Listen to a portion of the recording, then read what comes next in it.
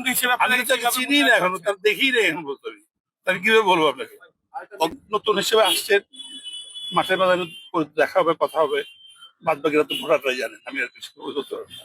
আমি মনে করি যে এই পরিবেশটা খুব ভালো থাকবে, কারণ ভোটারদের মধ্যে, সাধারণ পাবলিকের মধ্যে ওই যে একটা আগ্রহ ছিল, 15 বছরে তো কোনো, 17 বছরে কোনো ইলেকশন হয়নি, যার যার ভোট কেউ দিতে পারেনি, এবারে মনে হয় আগ্রহটা বেশি হবে। আর আপনার আসলে লড়াইটা কি দ্বিমুখী হবে না ত্রিমুখী হবে?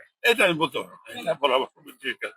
আমি তো দ্বিমুখী বুঝি না, ত্রিমুখী বুঝি না, সবসময় ইলেকশন আমি চ্যালেঞ্জ করেই করছি আমরা, আচ্ছা, অতীত তাই করছি। ভাই এই যে হাসনাত আব্দুল্লাহকে ঘিরে একটা সারা দেশে আলোচনা আছে, সবাই বলছে এখানে আপনার একটু ফাইট হবে, আপনার কাছে কেমন মনে হচ্ছে? আমি আমি পুরো ফাইট তো সবসময় হচ্ছে,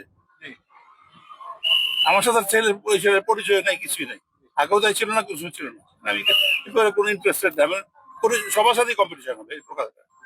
এই যে ইয়াং প্রতিদ্বন্দ্বী হিসেবে আমি তো তাকে চিনি না এখনো, তার দেখি না এখন বলতে আমি তাহলে কিভাবে বলবো আপনাকে। Oh, no problem.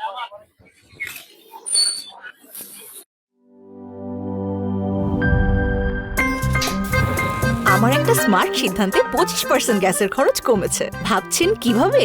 সাধারণ গ্যাস স্টোভ বদলে আমি এনেছি আরএফএল গ্যাস স্টোভ। এর সাইন্টিফিক নজল ও ব্রাস বার্নার ক্যাপ সমানভাবে তাপ ছড়িয়ে রান্না করে দ্রুত, তাই গ্যাসও বাঁচায় 25%, টাকাও বাঁচে 25%। আরএফএল গ্যাস স্টোভ নিরাপদ ও গ্যাস সাশ্রয়ী।